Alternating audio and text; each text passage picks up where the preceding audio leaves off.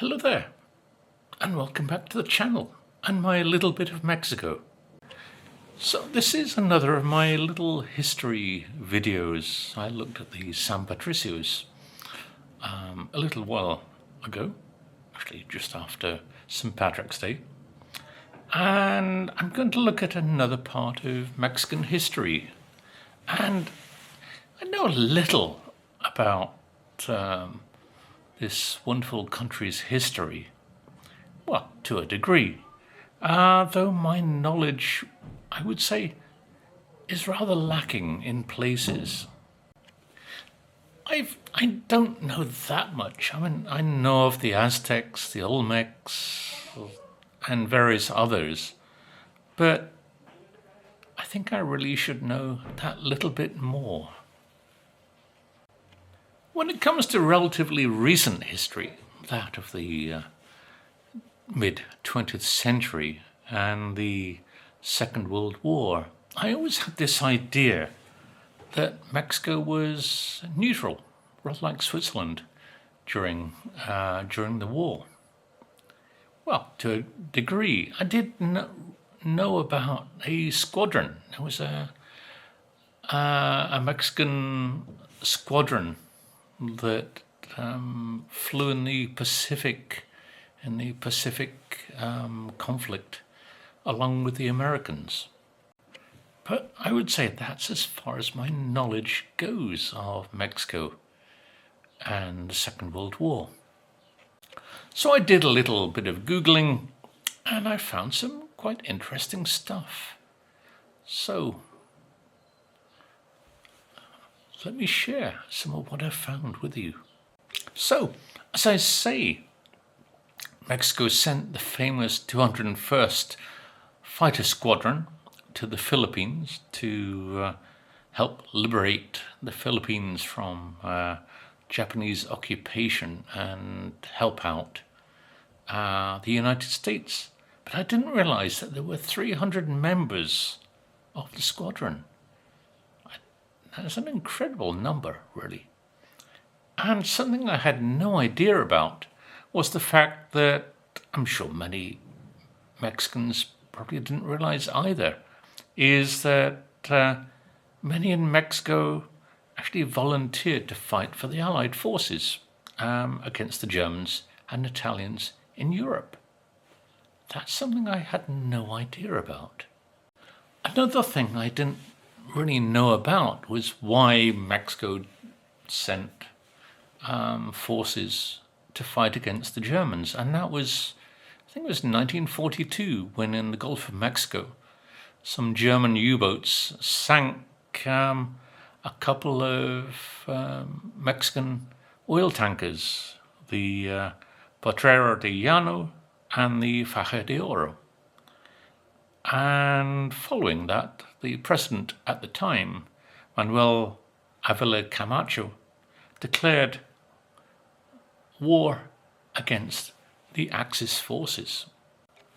And so Mexico's neutrality kind of disappeared. And I always thought Mexico was neutral during the whole of the conflict. Also, during the Second World War, under pressure from the United States, what's new? Mexican authorities began deporting and imprisoning and interning in many internment camps Germans, Italians, and Japanese. Interesting, or rather interestingly, one of those who was put into an internment camp in Mexico was a guy called, what's his name? Yoshige Nakatani, the inventor of the cacahuate japonés. According to some things that I read, by the end of the Second World War, the US intelligence, do those two words go together, US and intelligence? Well, these days I would say no. But anyway, they had identified 150 spies and collaborators, mostly German, that were operating in Mexico. Do you get taught this stuff in history classes here in Mexico? Yeah, it would be interesting to have your comments, my dear audience. Something that I didn't realize was that there were Nazis here in Mexico. It wasn't just the Germans who brought along with them their Nazi ideals to Mexico, but the whole fascist ideology came here. And Nazismo began in Mexico in the mid-1930s, maybe early 1930s. I'm not quite sure when, but certainly before the Second World War. From what I read, the Nazi Party started propaganda, especially political propaganda, here in Mexico to attract militants, especially among the many German immigrants who happen to live here, as well as trying to attract Mexicans and Mexican nationalists who kind of sympathized more with the ideals of the Nazis. When Hitler became Germany's new chancellor back in 1933, thousands of German Jews feared persecution. In fact, many others in other countries felt the same way, as there was widespread anti-Semitic rhetoric spread by the Third Reich.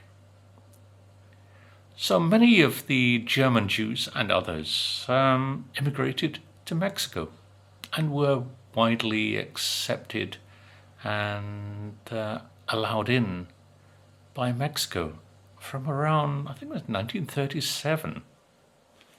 In fact, there have been many Jewish people accepted here in Mexico, going back to the time of Columbus. And there was, I think there still is a very large Jewish community, especially here in Monterrey, of Sephardic Jews who arrived here in Monterrey at the time of Diego de Montemayor to the city, and they have contributed a lot to the culture of Mexico. When you think of cabrito, when you think of the tortilla de harina. And there is a lovely woman here in Monterrey called Katia Skolnick who formed the Centro Carvajal, which looks at the culture of the Sephardic Jews. I really must sit down and have an interview with her sometime. In fact, there are 2 Jewish cemeteries here in Monterrey. I have come across one, but it was locked. But it was rather surprising to find. I was just wandering around the cemetery and I came across this, and it was rather an interesting and, I guess, for me, quite surprising. But I would love to learn more about this Jewish culture and this Jewish background to this city that I live in. Anyway, going back to the topic, during the period of the 1930s, Nazism began to gain quite a few followers here in Mexico. The most notable of these was the Revolutionary Mexicanist Action Party, ARM, who became known as Las Camisas Doradas, the gold shirts, the Mexican version of the brown shirts that were quite popular over in Germany at the same time.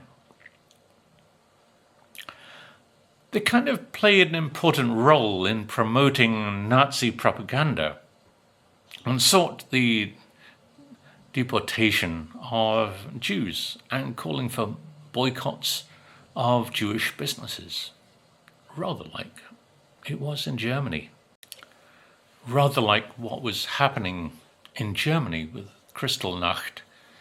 There was one night, apparently in 1936, when these gold shirts raided Jewish businesses, destroying them and attacking their owners.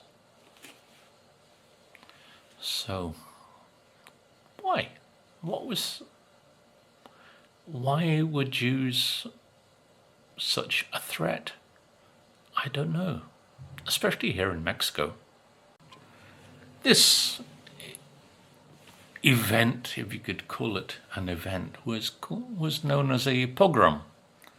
And the word pogrom means to incite violent riot with the aim of massacring, I'm reading here, or expelling an ethnic or religious group,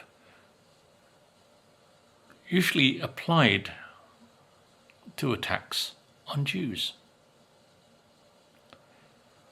The term entered the English language from the Russian to describe the late 19th and early 20th century attacks on Jews in the Russian Empire. For Nazi Germany, Mexico was considered to be a key place or a key piece in their global strategy.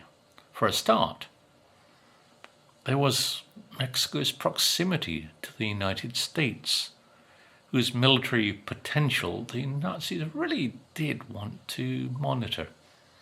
And we're talking of the 1930s, as I think the Germans wanted to keep up to date on what was happening with our northern neighbours.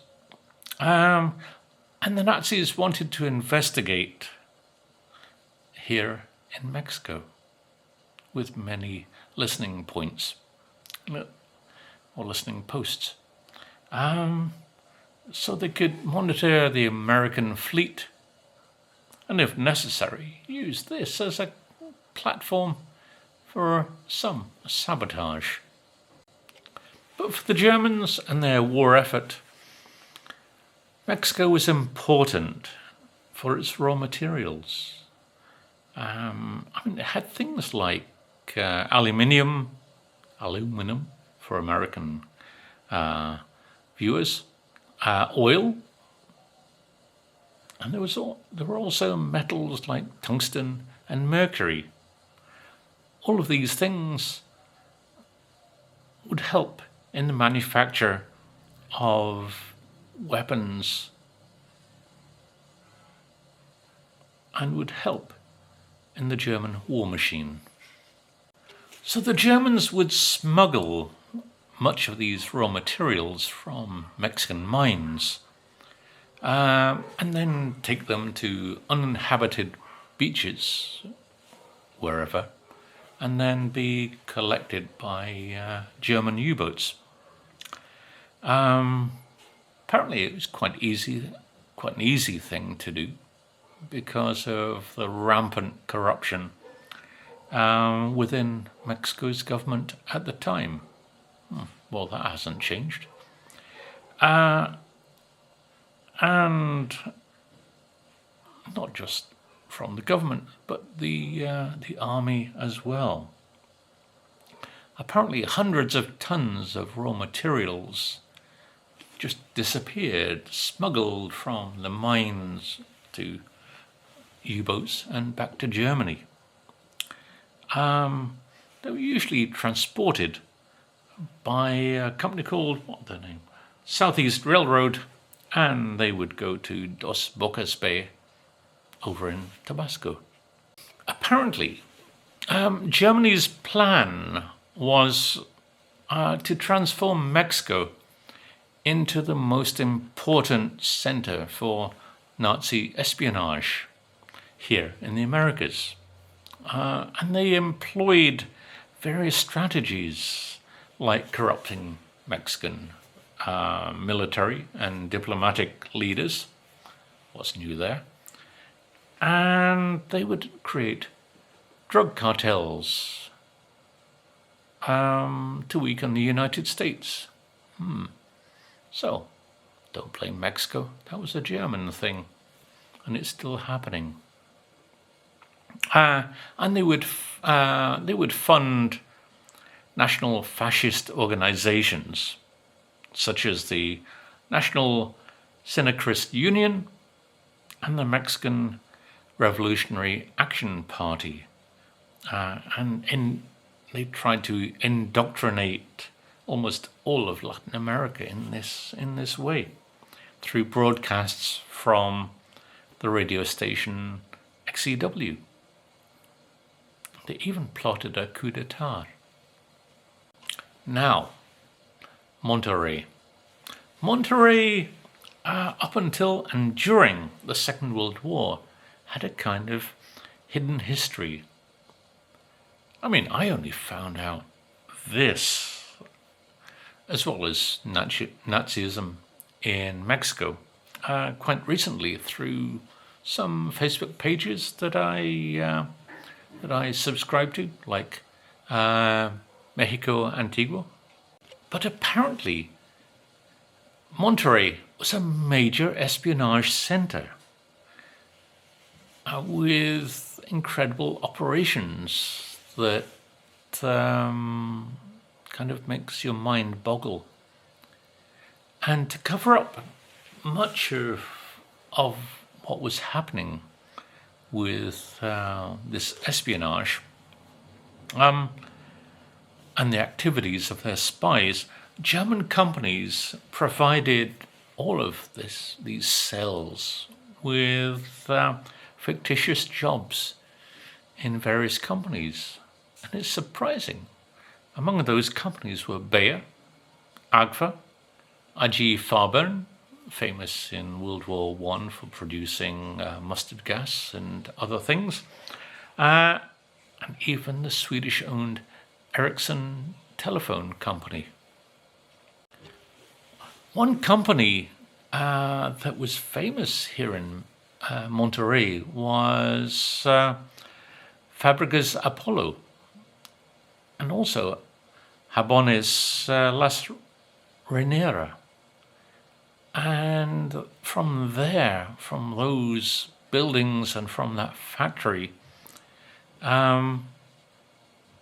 many spies kind of ran their operations. And it was run by a guy called Guido Otto Mobius, as he was the key leader of the spy network here in Monterrey. The place was a key listening post for Nazi operations here in Monterrey. And apparently, sabotage gangs trained up in Chipinque, of all places, for what would be their operations to cause mayhem in the United States. Fábricas Apollo actually produced a lot of household products as well as pharmaceutical items as well. And it's quite surprising that the building still stands at the corner of Pino Suarez and Carlos Salazar. I really must go there, have a look at the place, along with having a look at a few of the restaurants and going to the Alameda Park as well to do a couple of videos as well. I'm quite intrigued by this place. And it's no longer Fábricas Apollo, but it's now Hotel Mansión Villarreal. So it's now a hotel. And as well, it has some shops and things along the bottom. But yeah, I'm intrigued by this place. In Britain, we would have put a blue plaque on the wall, say what the place had been used for in the past. But here in Mexico, No, it changes and nope, and people forget about it. But I don't know. Does anybody know the history of what happened before Hotel Mansiones Villarreal? I don't know. Let me know. Let me have your thoughts and what you know about the place. I think most people look on this building because of its status as being a kind of architectural gem here in Monterey, from the old style, because it was built in the 1890s. But other than its industrial role, do many know its mysterious past? So, there's a little of the history of the Nazis here in Mexico, especially here in Monterey. Quite fascinating, all the things I found. I've just really condensed all of what I've found because it's incredible how much Mexico played in the war. Not through the things that Mexico did, but the fact that Germany did so much here in Mexico. I'd like to find out more about Mexico's involvement in the Second World War. Yeah, that will be in the next video, hopefully. Anyway, I really would like to know what did happen inside those walls of what is now the hotel, and what was Fabrica's Apollo. Anyway, thank you all for watching. Bye for now. See you all very soon with another historical video.